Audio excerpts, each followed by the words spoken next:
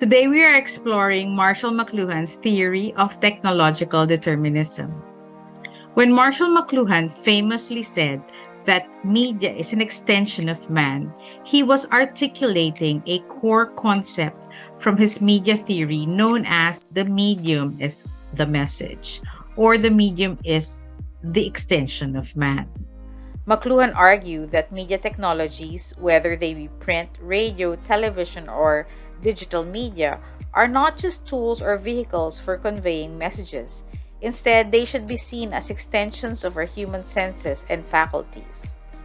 For example, the written word extends our capacity for memory and abstraction, while the telephone extends our sense of hearing and voice over distances.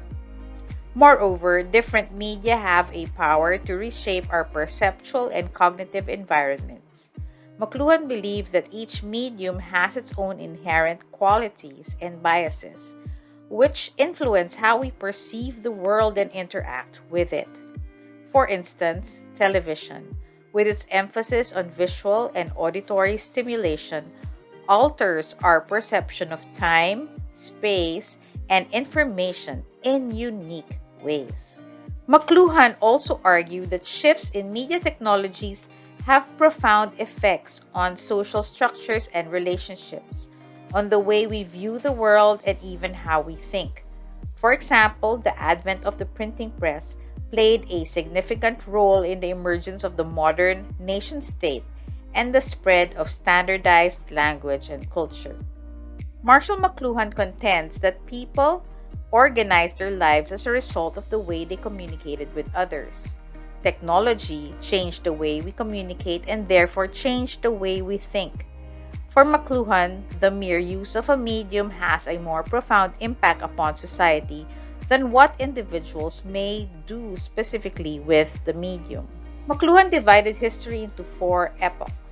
Each division is triggered by the introduction of a new form of communication. The 4 are the tribal age, the age of literacy, the print age, and the electronic age and the rise of the global village. Let's look at this short segment.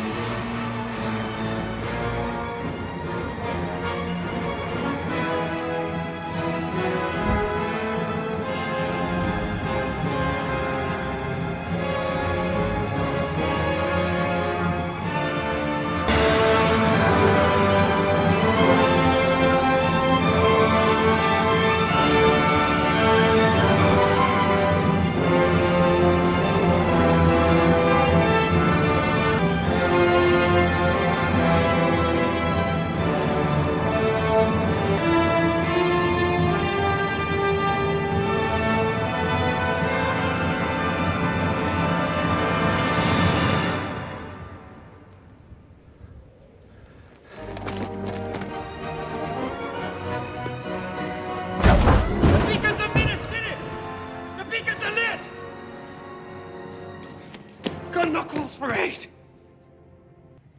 And Rohan will answer. While this is not exactly the tribal age, it signifies something that was experienced during that era or epoch, such as the use of fire as a signal or as a way to communicate with neighboring kingdom. For McLuhan, the tribal epoch used oral communication as its main form of communication. Oral traditions played a pivotal role in preserving cultural knowledge and strengthening communal bonds. Storytelling was the heartbeat of primitive society, shaping their values and connecting them to their past. Without the benefit of technology to extend man's faculties, the primitive man had to depend on his auditory senses for receiving communication. So the ear was the key organ, and during this epoch, the primitive man's knowledge largely depended on his ability to communicate with the tribe. The age of literacy, on the other hand, was the advent of the written language. McLuhan posited a shift towards individualism and linear thinking. The written word enabled the development of complex ideas, ushering in an era of structured societies, organized religion, and governance systems. This epoch marked a transition from collective oral cultures to more hierarchical and structured societies. McLuhan said that the phonetic alphabet fell like a bombshell, installing sight at the head of the hierarchy of senses. The phonetic alphabet is made up of a few semantically meaningless letters, which by virtue of abstracted concepts could represent a wide range of information. So what happened here? Because man developed a written form of communication, they could store memory. They were no longer dependent on what was passed down to the next generation orally. Not only that, they could share information from one tribe to another, from one town to another, and learn from each other. So you are no longer dependent on the learnings of just within your tribe, but you could actually exchange knowledge through the written form. The print age, on the other hand, came about with the invention of the printing press by Johannes Gutenberg, which revolutionized knowledge dissemination. The printing press democratized access to knowledge, fueling the Renaissance and the spread of the Enlightenment. Information became standardized and widespread, reshaping societies and paving the way for the modern world. The printing press was the ultimate extension of phonetic literacy, maintaining the predominance of the sense of sight. It pushed out the medieval man and paved the way for a Renaissance, even as knowledge through the written word no longer remained in the hands of a few.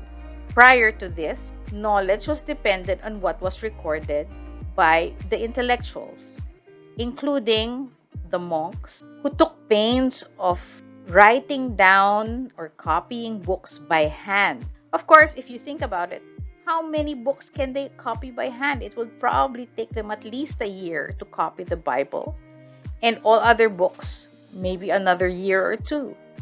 So one community would be lucky to have even one copy of a book. But now in the print age, you could duplicate that book with greater speed. You just had to make one template and produce, and it mass-produced that knowledge. The electronic age is dominated by television and radio. The electronic age ushered in a new form of communication, going back to the senses of hearing and sight. It ushered in the global village where information travels instantaneously, transcending geographical boundaries. However, it also gave rise to a paradoxical sense of disconnection as we immerse ourselves in the screens, such as television. McLuhan's medium as a message concept is particularly relevant here, highlighting how the medium itself shapes our perceptions and interactions. We have to note that McLuhan only reached the age of television. He had passed away when the internet was invented, so his main form or main discussion about the global village was communication via television, which allowed us to know in real time what was happening across the world. For McLuhan, electronic media, which started with the telegraph, radio, film, the telephone, television, and the computer, have great influence in man because they do not serve as an extension of only one sense organ, as in the case of print, but of all senses. McLuhan asserted that this epoch, which relies on visual and aural senses, reshifted man's thinking process back to the nonlinear mode and acoustic of tribal man.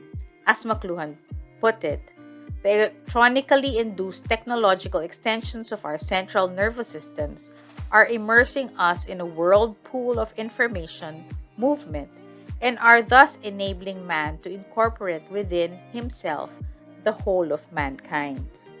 In essence, when McLuhan stated that media is an extension of man, he meant that media technologies are not passive tools but active forces that reshape our perception of the world, our relationships, and even our sense of self. This concept remains a foundational idea in media studies and continues to be discussed and analyzed in the context of our ever-evolving media landscape.